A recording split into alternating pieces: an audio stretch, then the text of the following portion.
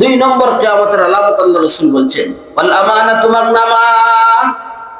আমানতকে মানুষ গনিমত মনে করে, আমানতকে গনিমত মনে করে। এক আমানত হইল গচ্ছিত রাখা সম্পদ। একজন মানুষ বিপদে পড়ছে, তার ঘরের মধ্যে সম্পদ রাখার জায়গা নাই বা অবস্থা নাই, চুরি করার সম্ভাবনা। এই কারণে আপনার কাছে আমানতদার মনে করে আপনার কাছে 1,00,000 টাকা রাখলো, যে ভাই বা চাচা আমার এই টাকাটা আপনার কাছে রাখেন। 1 মাস পরে এই লোক আসলো, আপনি বললেন কিসের, তুমি আমার কাছে কোনো টাকা দাও নাই। আর একজনের গনিমতের মাল সে নিজের, আরেকজনের আমানতের মাল নিজের গনিমত মনে করে ব্যবহার করতেছে, অস্বীকার করে দেয়। এই ধরনের আমানতের গাদ্দারি করা অনেক আছে বর্তমান সমাজে। এই আমানতের মালের মধ্যে খেয়ানত করা এটা জায়েজ না, এটা হারাম। এটা কিয়ামতের আলামত। যে এই কাজের মধ্যে লিপ্ত থাকবে তার মাধ্যমে এই দুনিয়াতে কিয়ামতের একটা আলামত প্রতিষ্ঠিত হইল। সে কিয়ামতকে আগায় নিয়ে আসার একটা পদক্ষেপ গ্রহণ করবে। এই কারণে আমানতের মধ্যে খেয়ানত করা থেকে বিরত থাকতে হবে। ওয়াল আমানাতু মাগনামা ওয়াজ যাকাতু মাগনামা। 3 নম্বর আলামত হিসেবে আল্লাহ রাসূল বলছেন, 3 নম্বর কবিরা গুনাহ। বর্তমান সমাজের মানুষও এটার মধ্যে বেশি লিপ্ত। যাকাতকে মানুষ গারামা মনে করে। গারামা এর অর্থ হলো জরিমানা, অর্থাৎ যাকাত দিতে চায় না এই সমাজের মানুষ। কেন ভাই যাকাত দিবেন না কেন? আল্লাহ পাক রব্বুল আলামিন যাকাত ফরজ করেছেন আপনার সম্পদের মধ্যে। আপনি হিসাব করে পুঙ্খানুপুঙ্খানুভাবে হিসাব করে যাকাত দিতে হবে। আর না হইলে খুব কঠিন অবস্থা আছে, খুব কঠিন। যাকাত কাকে বলে আগে বুঝি, সংক্ষেপে আলোচনা করবো ইনশাআল্লাহ। যাকাত হইল কোনো মানুষের যদি নিত্য প্রয়োজনীয় আসবাবপত্র ব্যতীত, অর্থাৎ একটা মানুষের ব্যক্তিগত জীবন পরিচালনা করতে, সামাজিক জীবন পরিচালনা করতে, পারিবারিক জীবন পরিচালনা করতে যে পরিমাণ টাকা পয়সার প্রয়োজন, এই পরিমাণ টাকা পয়সা 1 বছরে যে পরিমাণ টাকা পয়সার প্রয়োজন, এই পরিমাণ টাকা পয়সা তার কাছে আছে। এর অতিরিক্ত প্রয়োজনীয় আসবাবপত্রের যে পরিমাণ সম্পদ প্রয়োজন, এর অতিরিক্ত যদি কোনো মানুষের কাছে 52.5 তোলা রূপা অথবা 7.5 তোলা স্বর্ণ অথবা এর পরিমাণ অন্য কোনো নগদ টাকা পয়সা বা ব্যবসায়িক মাল তার কাছে থাকে, আর এই মালের উপর 1 বছর অতিবাহিত হয়, তাহলে তার উপর যাকাত ফরজ। 52.5 তোলা রূপার মূল্য বর্তমানে প্রায় 80,000 টাকা, কিছু কম বেশি হবে। 80,000 টাকা যদি প্রয়োজনীয় আসবাবপত্রের ব্যতীত কোনো মানুষের কাছে 1 বছর থাকে, তাহলে এই টাকার উপর যাকাত খরচ হয়। এখন আমাদের সমাজের মানুষ এই যাকাত দিতে চায় না, এটাকে মনে করে গারামা, জরিমানা। যাকাত কি পরিমাণ দিতে হবে? যাকাত দেওয়ার পরিমাণ হইল 2.5% 40 ভাগের 1 ভাগ। অর্থাৎ কারো কাছে যদি 1,00,000 টাকা থাকে অতিরিক্ত, 1 বছর অতিবাহিত হয় এই 1,00,000 টাকার উপর, তাহলে 1 বছর শেষে 2,500 টাকা দিতে হবে, বেশি না।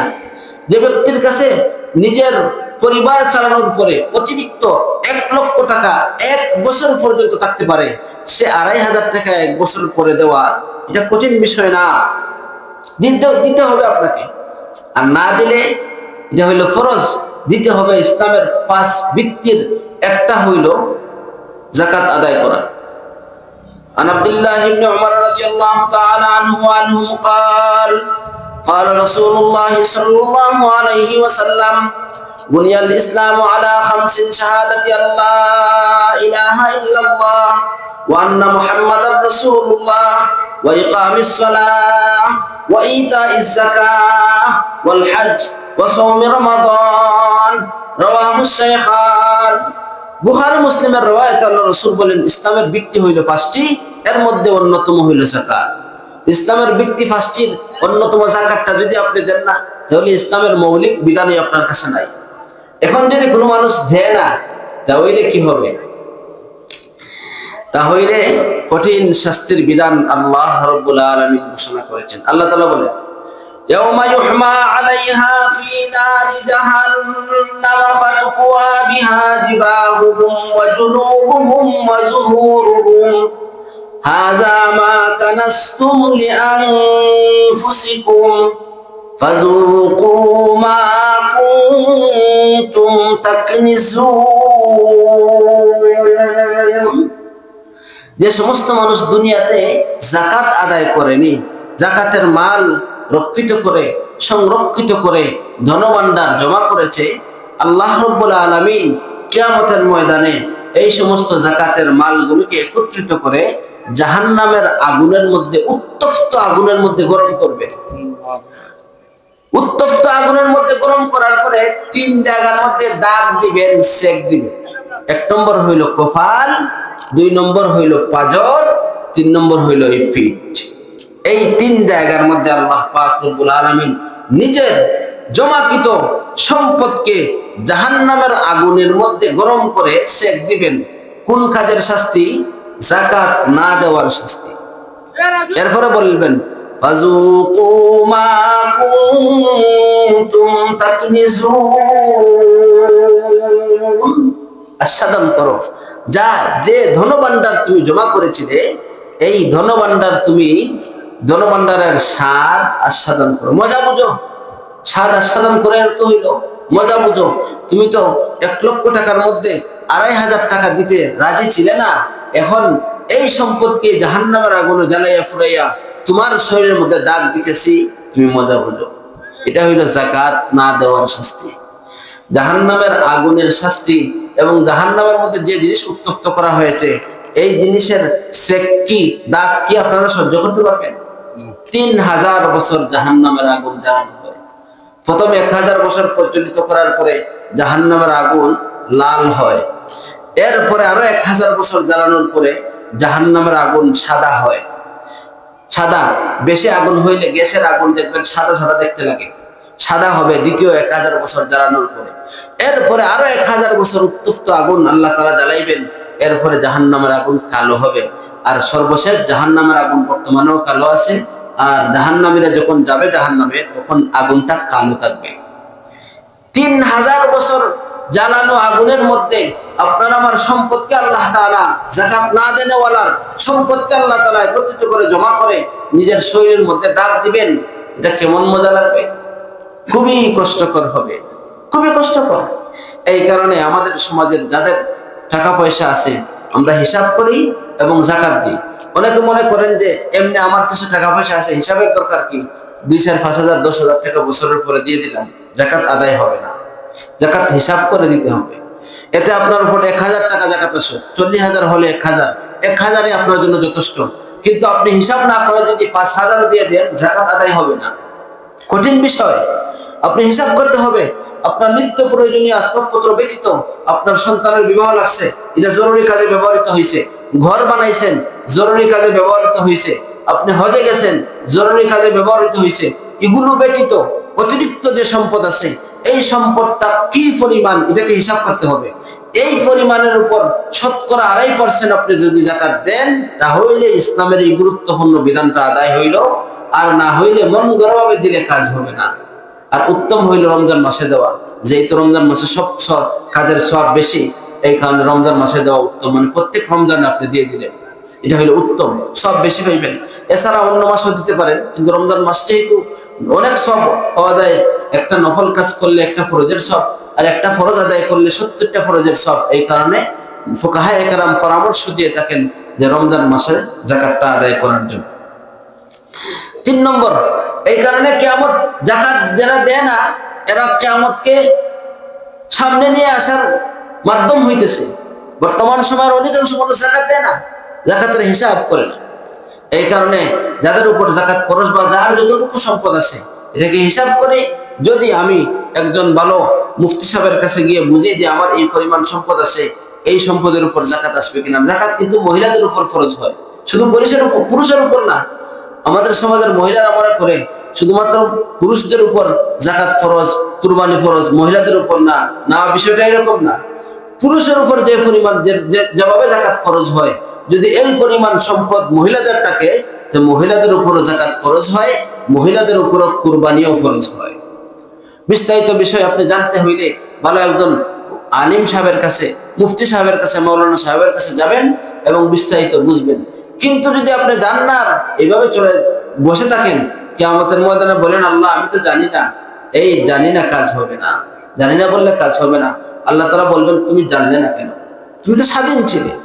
জানি না প্রশ্নটা গ্রহণযোগ্য ওই সমস্ত মানুষের জন্য যারা গোলাম, কিন্তু বর্তমান পৃথিবীতে কেউ গোলাম নাই, সবাই স্বাধীন। তো স্বাধীন মানুষ আপনি, দ্বীনে ইলম কেন জানলেন না? জরুরি দ্বীনে ইলম জানলেন না কেন? এর জবাব দিতে হবে। এই কারণে আমাদের সম্পদ কম বেশি সবাই রোজগার করি, এটা যাতে আমার আখিরাতে শাস্তির কারণ না হয় এই দিকে আমরা লক্ষ্য করি এবং হিসাব করে যাকাত দিই। 3 নম্বর, ওয়াজ-যাকাতু মাগরামা ওয়া তু'ল্লিমা লিগাইরিদ দ্বীন। 4 নম্বর হইল দ্বীনে ইলম, কোরআন এবং হাদিসের যে জ্ঞান, এই জ্ঞান শিক্ষা করা হয়, অর্জন করা হয় লিগাইরিদ দ্বীন, দ্বীনের জন্য না, অন্য কোনো উদ্দেশ্যে। দ্বীনের জন্য না এর অর্থ হইল আল্লাহ রাব্বুল আলামিন রাসূল করিম সাল্লাল্লাহু আলাইহি ওয়াসাল্লাম যে সমস্ত কারণে দ্বীনে ইলম অর্জন করার কথা বলেছেন, এই সমস্ত কারণ ব্যতীত মন গড়াভাবে ইলম অর্জন করে। এর অর্থ হইল কেউ সম্পদ অর্জন করার জন্য দ্বীনে ইলম অর্জন করে, কেউ সম্পদ অর্জন করার জন্য জ্ঞান অর্জন করে, দ্বীনে ইলম কোরআনের জ্ঞান। কেউ সম্মান অর্জন করার জন্য দ্বীনে ইলম অর্জন করে, কিন্তু এই সমস্ত অর্জন করা এটা সঠিক না এবং এই উদ্দেশ্যে দ্বীনে ইলম অর্জন করা নিষেধ।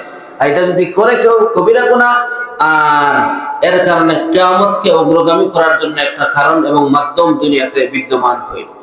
এখন কোন উদ্দেশ্যে দ্বীনে ইলম অর্জন করা হবে? কোরআন এবং হাদিসের ইলম আল্লাহ পাক রব্বুল আলামিনের রেজামন্দির জন্য। আল্লাহ পাক রব্বুল আলামিন কিয়ামত পর্যন্ত দুনিয়াকে টিকায় রাখবেন, কিয়ামত পর্যন্ত দুনিয়া থাকবে, এই দুনিয়ার মানুষ থাকবে। যে সমস্ত মানুষ দুনিয়াতে আছে তারা বিভিন্ন সমস্যার সম্মুখীন হবে। এই সমস্ত সমস্যার সঠিক সমাধান ইসলামী রীতিনীতিতে পাওয়ার জন্য কোরআন এবং হাদিসের চর্চা রাখা দরকার। এই উদ্দেশ্যে আপনি কোরআন এবং হাদিসের জ্ঞান অর্জন করবেন। তবে এটা নিরাশা হওয়ার কোনো প্রয়োজন নাই যে কোরআন এবং হাদিসের জ্ঞান অর্জন করলে আমি না খাইয়ে মারা যাই। না না, আপনি একজন মানুষ, আল্লাহ পাক রব্বুল আলামিনের আদনা একজন বান্দা। কোন একজন ব্যক্তি যদি সব সময় আপনার কথা শুনে, আপনার কথা মাতে, আপনার কাজ করে, আপনি কি তাকে না খাইয়ে রাখবেন? আপনি একজন মানুষ হিসেবে যদি না খাইয়ে রাখেন না, তাহলে আরহামুর রাহিমিন আল্লাহ রব্বুল আলামিন, যে ব্যক্তি আল্লাহ পাক রব্বুল আলামিনের যে ব্যক্তি আল্লাহ তাআলার কোরআন, রাসূলের হাদিস এবং আল্লাহর দ্বীন নিয়ে সব সময় ফিকির করে এবং আলোচনা করে, পর্যালোচনা করে, দাওয়াত দেয়, এই ব্যক্তিকে আরহামুর রাহিমিন আল্লাহ কিভাবে না খাওয়াইয়া রাখবেন? না খাওয়াইয়া রাখবেন না। কিন্তু আপনার উদ্দেশ্যটা হইতে হবে সঠিক, উদ্দেশ্যটা সঠিক হতে হবে। এই কারণে নিজেরা আমরা যারা সময় আছে আমাদের বাচ্চা কাচ্চাদেরকে দ্বীনি মাদ্রাসায় এই উদ্দেশ্যে লেখাপড়া করাই, মাদ্রাসায় পাঠাই, যে কোরআন শিখবে, হাদিস শিখবে, কোরআন এবং হাদিসের বাণী মানুষের মধ্যে, উম্মতের মধ্যে বিস্তার করবে। এই উদ্দেশ্যে আমরা কোরআন এবং হাদিসের বাণী আমাদের বাচ্চাদেরকে শেখানোর চেষ্টা করি। আর এমন না যে মাদ্রাসায় লেখাপড়া করে কত টাকা বেতন পাবে, মসজিদে ইমামতি করে কত টাকা আর বেতন পাবে, তাহলে স্কুলে দিয়ে দেই। আরে ভাই, স্কুলে দিয়ে আপনি কি করবেন? স্কুলে পরবর্তী অবস্থাগুলো আসতেছে বর্তমান পৃথিবীতে, বর্তমান বাংলাদেশে। আপনি চিন্তা ফিকির করে দেখেন যে কয়জন আলিমের মাতা পিতা বৃদ্ধাশ্রমে আছে, আর কয়জন জেনারেল শিক্ষিত মানুষের মাতা পিতা বৃদ্ধাশ্রমে আছে। আলিমের কোনো মাতা পিতা পাইবেন না যে বৃদ্ধাশ্রমে আছে, কিন্তু যাদেরকে এসপি, ডিসি এবং বড় বড় ক্ষমতার অধিকারী বানাইছেন মাতা পিতা কষ্ট করে, এই সমস্ত মানুষদের মাতা পিতা এই বর্তমানে বৃদ্ধাশ্রমে আছেন। অর্থাৎ এই সন্তানের বড় ঘরের মধ্যে মার জায়গা হয় না, বাবার জায়গা হয় না, বৃদ্ধাশ্রমে দিয়ে দেয়, মানুষ সেবা করে, প্রতি মাসে কিছু পয়সা দেয় বেতন হিসাবে। এই কারণে দ্বীনি শিক্ষা দেন আপনার সন্তানকে, তাহলে আপনি দুনিয়াতে থাকা অবস্থায় অনেক কিছু পাইবেন, যা কিছু পাওয়া দরকার ইনশাআল্লাহ অনেক কিছু পাইবেন। এরপরে 5 নম্বর, ওয়াতাআর রাজুলু ইমরাতাহু ওয়া আক্কা উম্মাহু ওয়া আদনা সাদিকাহু ওয়া আকসাবাহু। এই জায়গার মধ্যে 3টা বিষয়কে একসাথে বলেছি এই কারণে, মাতা পিতার হক সন্তানের প্রতি, সন্তানের হক মাতা পিতার প্রতি আল্লাহ রাসূল আলোচনা করেছে।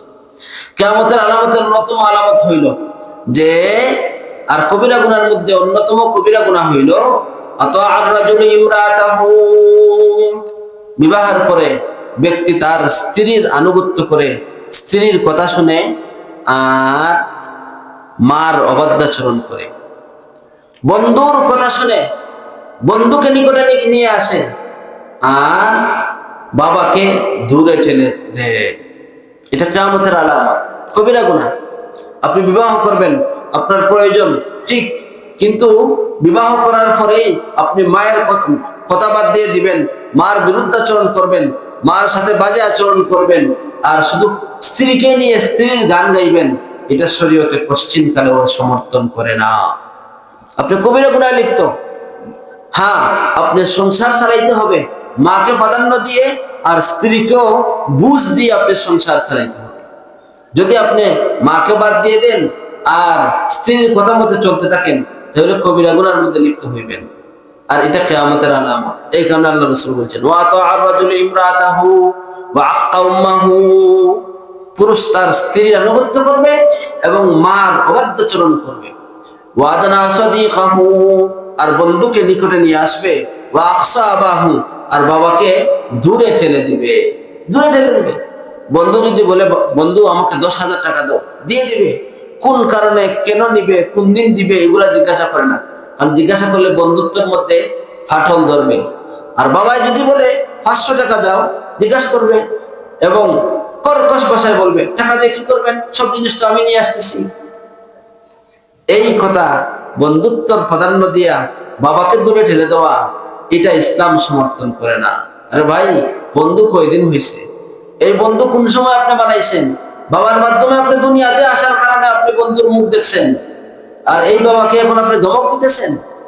না, এটা কোশ্চিন কালেও উচিত না, এটা হারাম, এটা অন্যায়, আর এর কারণে মানুষ গুনাহগার হবে। আল্লাহ পাক রব্বুল আলামিন মাতা পিতার হক আদায়ের ক্ষেত্রে বলেন, وَقَضَى رَبُّكَ أَلَّا تَعْبُدُوا إِلَّا إِيَّاهُ وَبِالْوَالِدَيْنِ إِحْسَانًا إِمَّا يَبْلُغَنَّ عِندَكَ الْكِبَرَ أَحَدُهُمَا أَوْ كِلَاهُمَا فَلَا تَقُل لَّهُمَا أُفٍّ وَلَا تَنْهَرْهُمَا وَقُل لَّهُمَا قَوْلًا كَرِيمًا।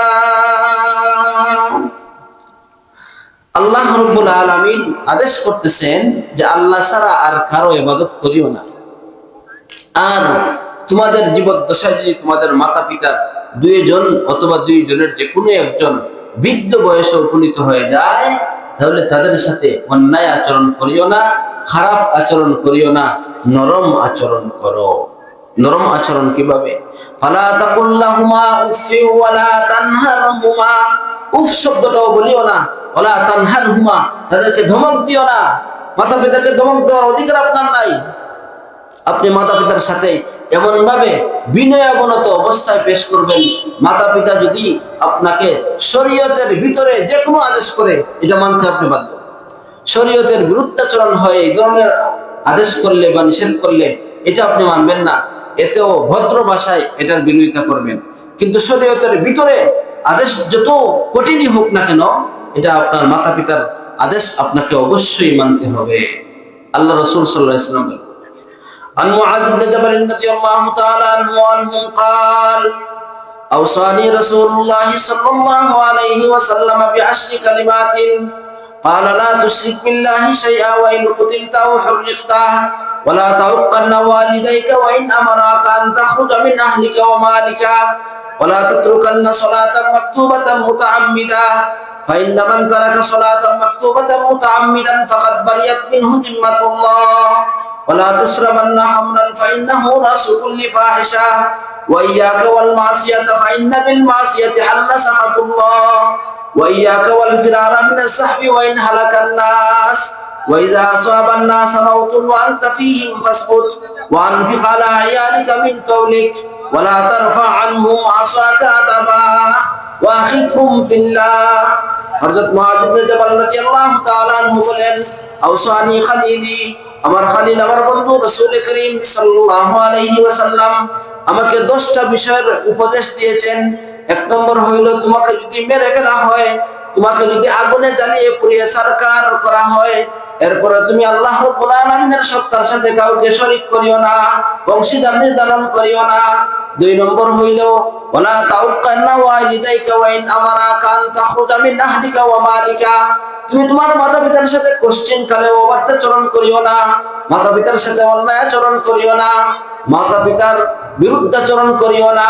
যদি তোমার মাতা পিতা আদেশ করেন যে তুমি তোমার সম্পদ পরিত্যাগ করো, যেমন কি তুমি তোমার স্ত্রী পরিত্যাগ করো, এরপরেও মাতা পিতার অবাধ্যাচরণ করা তোমার জন্য জায়েজ নয়।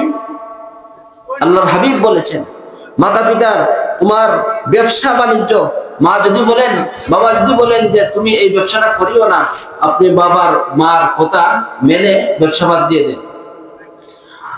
মা যদি বলেন বাবা যদি বলেন যে তোমার এই স্ত্রী শরীয়তের বিরুদ্ধাচরণ করে, আমাদের কথা মতো চলে না, এবং বাস্তবিক পক্ষে এই মহিলাকে আপনি দেখতে পান যাচাই বাছাই করে সত্যিই এই মহিলা শরীয়তের বিরুদ্ধে চলে, তাহলে এই মহিলাকে আপনি তালাক দেওয়া এটা জায়েজ, তালাক দেওয়া জায়েজ।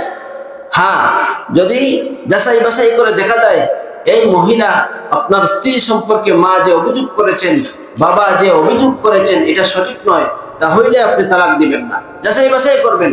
যাচাই বাছাই করার পরে যদি বাস্তবে পাওয়া যায় যে আপনার মা যে অভিযোগ করেছেন যে আপনার স্ত্রী হারাম পন্থায় চলাফেরা করে, শরীয়তের বিরুদ্ধাচরণ করে, তাহলে আপনার মাতা পিতার কথা অনুযায়ী এই স্ত্রীকে আপনি তালাক দিয়ে দেন, অন্য জায়গার মধ্যে ভালো একজন মহিলা দেখে বিবাহ করেন।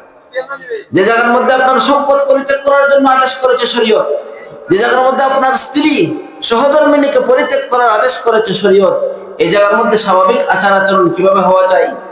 অবশ্যই অত্যন্ত নম্র ভদ্রভাবে আপনি আপনার মাতা পিতার সাথে আচরণ করবেন। আর না হইলে আল্লাহ রাসূল বলছেন হুমা জান্নাতুকা ওয়া নারুক, তোমার মাতা পিতা তোমার জন্য জান্নাত, অথবা তোমার মাতা পিতা তোমার জন্য জাহান্নাম। মাতা পিতা যদি তোমার প্রতি খুশি থাকেন তোমার জন্য জান্নাত, তুমি জান্নাতে চলে যাবে, আল্লাহ তাআলার অন্যান্য ফরজ বিধানগুলো যদি মানে নাও। আর যদি তোমার মাতা পিতা তোমার প্রতি অসন্তুষ্ট থাকেন, তাহলে হুমা নারুকা, তোমার জাহান্নাম তোমার মাতা পিতা হয়ে যাবে। এই কারণে মাতা পিতার আনুগত্য করতে হবে, মাতা পিতার অনুসরণ অনুকরণ পুঙ্খানুপুঙ্খানুভাবে করতে হবে।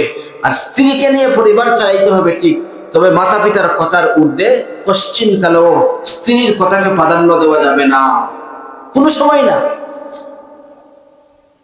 এই কারণে আমাদের সমাজের মধ্যে এই বেদিটা অনেক অনেক বেদি, অনেক মানুষ আছে বিভিন্ন সোশ্যাল মিডিয়ার মধ্যে দেখা যায় যে স্ত্রীর কথা শুনে মা কে বাবাকে আঘাত করে।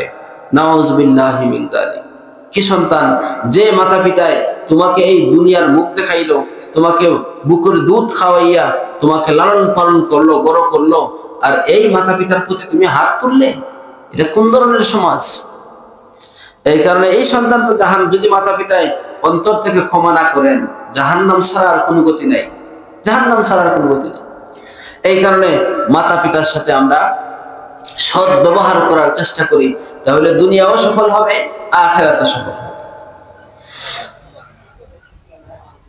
আল্লাহ রাসূল বলেন ওয়া তাআর রাজুলু ইমরাতাহু ওয়া আক্কা উম্মাহু ওয়া আদনা সাদিকাহু ওয়া আকসাবাহু ওয়া যাহারাতিল আসওয়াতু ফিল মাসাজিদ। 8 নম্বর কিয়ামতের আলামত হইল কবিরা গুনাহ, মসজিদের মধ্যে সুরগুল হওয়া, হইচই হওয়া, মসজিদের মধ্যে দুনিয়াবি কথা চিল্লাচিল্লি করা।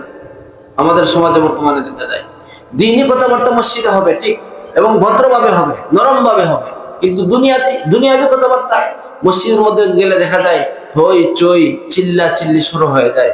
মসজিদ তো চিল্লাচিল্লির জায়গা না, মসজিদ ইবাদতের জায়গা, এখানে আপনি নীরবে ইবাদত করবেন। মসজিদের মধ্যে জোরে একজন মানুষ যদি নামাজ পড়েন, তাহলে জোরে তেলাওয়াত করাও নিষেধ, আপনি আস্তে আস্তে তেলাওয়াত করবেন, জিকির করবেন আস্তে আস্তে। যদি অন্য মানুষ নামাজে থাকে, কেউ যদি থাকে না, অথবা কোনো মানুষের ডিস্টার্ব হয় না, তাহলে একটু জোরে তেলাওয়াত করতে পারেন, আপনি জিকির করতে পারেন। এমন অবস্থায় আপনি যদি দুনিয়াবি কথাবার্তা নিয়ে যান মসজিদের মধ্যে, তাহলে এটা অত্যন্ত কষ্টের কাজ। হাদিস শরীফের মধ্যে আছে, কোনো মানুষ যদি দুনিয়াবি কথাবার্তা মসজিদে বলে, আল্লাহ রাসূল বলতেছেন, আল্লাহর পক্ষ থেকে সাহাবী ফেরেশতা আসেন, আসার পরে বলতেছেন ইয়া ওয়ালি আল্লাহ উসকুত, হে আল্লাহর ওয়ালি তুমি নীরব থাকো, প্রথমবার। এরপরে যদি দুনিয়াবি কথাবার্তা বলেন, তাহলে আল্লাহর পক্ষ থেকে ফেরেশতা ঘোষণা করতে থাকেন ইয়া আব্দাল্লাহি উসকুত, হে আল্লাহর বান্দা। আগে বলছিলেন ওলি আল্লাহ, আল্লাহর ওলি বন্ধু, এখন বলছে আল্লাহর বান্দা উসকুত, তুমি নীরব থাকো। এরপরেও যদি কোনো মানুষ দুনিয়াবি কথাবার্তা মসজিদে বলে, তাহলে ফেরেশতা বলতে থাকেন ইয়া আদু আল্লাহি উখরুজ, হে আল্লাহর শত্রু, মসজিদ থেকে তুমি বাহির হয়ে যাও। এত বড় কঠিন। এই কারণে মসজিদ ইবাদতের জায়গা। মসজিদের মধ্যে আমরা দুনিয়াবি কাজকর্মের কোনো মাধ্যম না বানাই, দুনিয়াবি কথাবার্তা কোনো কিছু না বলি, এবং দ্বীনি একান্ত কথাবার্তা প্রয়োজন সাপেক্ষে ভদ্রভাবে বলতে হবে। আর না হইলে আমাদের দুনিয়ার সবকিছু নষ্ট হয়ে যাবে। ইবাদত করব কিন্তু মসজিদে অযথা অনর্থক সুরগুল করার কারণে আমার ইবাদতটা চলে যাবে। ওয়াজাহারাতিল আসওয়াতু ফিল মাসাজিদ وساد القبيلة فاسقهم وكان زعيم القوم أرذلهم وساد القبيلة فاسقهم وكان زعيم القوم أرذلهم 9 এবং 10 নম্বর আলামতে আল্লাহ রাসূল বলতেছেন কিয়ামতের আলামত, দুনিয়া শাসন করবে, সমাজ শাসন করবে পাপিষ্ঠরা এবং নিম্ন বংশের, নিম্ন স্তরের ইতর শ্রেণীর মানুষ। দুনিয়া শাসন করবে নিম্ন স্তরের মানুষ, জাহিল, গণ্য, মূর্খ, এবং যার বংশীয় কোনো মর্যাদা নাই, কিন্তু হে এলাকার লিডার হয়ে বসে আছে, এলাকার গডফাদার, দাদা হয়ে বসে আছে। এলাকার কোনো কাজ তাকে জিজ্ঞাসা না করে করা যায় না। এই সময় যখন আসবেন এবং প্রকৃতপক্ষে জ্ঞানী গুণী মানুষ যদি, প্রকৃতপক্ষে জ্ঞানী গুণী মানুষ যদি এই সমস্ত কাজের মধ্যে না থাকে, সমাজের নেতৃস্থানীয় অবস্থানে না থাকে, আর অসৎ লোক এবং অনিষ্টকারীরা যদি সমাজের নেতৃস্থানীয় অবস্থানে থাকে, তাহলে বুঝতে হবে কিয়ামত নিকটবর্তী হয়ে গেছে। এই কারণে গুণবান এবং সৎ চরিত্রের মানুষদেরকে কি দেওয়া দরকার? সমাজের নেতৃত্ব দেওয়া দরকার। মেম্বার এমন মানুষকে বানানো দরকার যার মধ্যে আমানতের গুণ আছে। চেয়ারম্যান এমন মানুষকে বানানো দরকার যার মধ্যে আমানতদারি আছে। সে অন্যের 1 টাকা এদিক সেদিক করবে না, সে একটা বিচারে গেলে সঠিক বিচার করবে, একটা সিগারেটের বিনিময়ে বিচার এদিক সেদিক করবে না। এই ধরনের মানুষকে মেম্বার আর চেয়ারম্যান বানানো দরকার। এমপি বানানো দরকার এমন মানুষকে যে জনসাধারণের যে সমস্ত অধিকার আছে পরিপূর্ণভাবে বিলিয়ে দিবে, বন্টন করবে, অন্যায়ভাবে কোনো মানুষের সম্পদ গ্রাস করবে না। এই ধরনের মানুষকে বানানো দরকার নেতা। রাষ্ট্রীয় ক্ষমতায়, রাষ্ট্রীয় পরিচালনার মাধ্যমে এমন মানুষকে আনা দরকার রাষ্ট্রনায়ক হিসাবে, যে মানুষের মধ্যে আমানতদারি আছে, দিনদারি আছে, দ্বীনে ইলম, কোরআন এবং হাদিসের জ্ঞান আছে এবং আদর্শ আছে। সবকিছু মিলাইয়া আল্লাহ এবং আল্লাহর রাসূলের আদর্শ অনুযায়ী যারা রাষ্ট্র পরিচালনা করতে পারবে, তাদেরকে রাষ্ট্রনায়ক বানানো দরকার। আর না হইলে ফাসিক খুদ্দারদেরকে রাষ্ট্রনায়ক বানাইলে হয় কি দেখছেন? হাজার হাজার কোটি টাকা পাচার করে তারা আরাম আয়েশে জীবিকা নির্বাহ করতেছে, আর আমার দেশের মানুষ না খাইয়ে মরতেছে, না খেয়ে মরতেছে। হাজার হাজার বিলিয়ন ডলার তারা পাচার করেছে এই দীর্ঘ 15 বছরে। কারণ কি? আমরা তাদেরকে দিছি সুযোগ, তাদেরকে নেতা বানাইছে কে? আমাদের সমাজের মানুষই তো নেতা বানাইছে। তাহলে এই কারণে নেতা বানানোর সময় বুঝিয়ে বানাইবেন এমন মানুষকে, যাতে এই নেতায় আপনাকে এবং আপনার পরিবারকে, আপনার সমাজকে, আপনার রাষ্ট্রকে ধ্বংস না করে, নিজের স্বার্থের জন্য রাষ্ট্রকে ধ্বংস করে দিয়েছে তারা। এবং এটা শুধুমাত্র এই ধ্বংস করাই না, আরো অনেক কিছু আছে।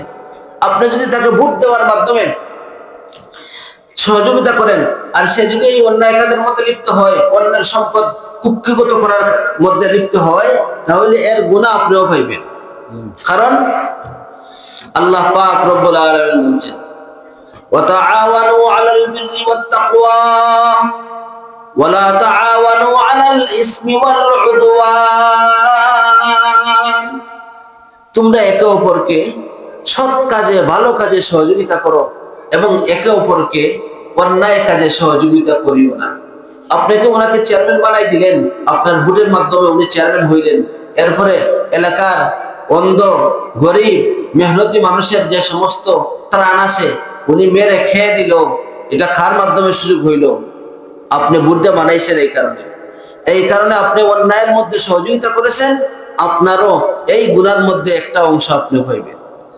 হিসাব আছে। আপনি ভোট না দিলে তো উনি চেয়ারম্যান হন না, আর চেয়ারম্যান না হইলে তো উনি এই সাধারণ মানুষের সম্পদ আত্মসাৎ করার কোনো সুযোগ পান না। এই কারণে নিজের এই যে ভোট সামনে আসতেছে, যে কোনো সময় হবে, হয়তো কিছু দেরি হবে, কিন্তু আপনার ভোট প্রয়োগ করার ভালো মানুষ যদি পান তাহলে আপনি ভোট দিবেন, আর না হলে ভোট দেওয়ার দরকার নাই।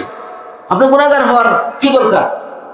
যারা দেশ লুণ্ঠন করে খায় এদেরকে ভোট দিলে আপনি শান্তিতে থাকতে পারবেন না, আপনার সমাজ শান্তিতে থাকবে না।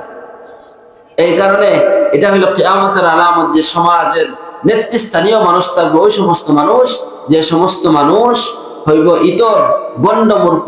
আল্লাহ রাসূল এই কারণে বলছেন এই সমাজের নেতৃত্ব দিবে ওই সমস্ত মানুষ, যে সমস্ত মানুষ নিম্ন স্তরের ইতর শ্রেণীর, এবং এই সমস্ত মানুষ হবে জাহিল গণ্ড মূর্খ। এরপরে আল্লাহ রাসূল বলেন ওয়া উকরিমার রাজুলু মাখাফাতা শাররিহি, উকরিমার রাজুলু মাখাফাতা শাররিহি, মানুষকে সম্মান করা হবে তার অনিষ্টতার ভয়ে। অনিষ্টতা মানে খারাপই, যে অমুক আসলে সম্মান পাওয়ার কোনো যোগ্য না, কিন্তু তাকে সম্মান করে মানুষ কোন কারণে? সে আপনার ক্ষতি করে নেবে। এই ক্ষতির থেকে বাঁচার জন্য মানুষ তাকে সম্মান করে। এটাও কিয়ামতের আলামত। বর্তমান সমাজে দেখবেন প্রকৃতপক্ষে সম্মান পাওয়ার যোগ্য না, কিন্তু তার টাকা আছে, পয়সা আছে, তার অনেক ক্ষমতা আছে, আর এই ক্ষমতা যদি আপনার বিরুদ্ধে প্রয়োগ করে আপনাকে সে ধ্বংস করে দিতে পারে, এই কারণে তাকে সম্মান করা হয়। এটাও কিয়ামতের আলামত। সম্মান পাওয়ার প্রকৃতপক্ষে যোগ্য না, কিন্তু আপনি যদি তাকে সম্মান করেন তাহলে এটা কিয়ামতের আলামত। এর অর্থ হইল সম্মান এমন মানুষকে করতে হবে যে সম্মান পাওয়ার যোগ্য। অযোগ্যকে সম্মান করার কোনো প্রয়োজন নাই, এতে আপনার উপর যা কিছু আসে আসুক। এই কারণে অযোগ্যকে সম্মান করা যাবে না, যোগ্য মানুষদেরকে সম্মান করতে হবে।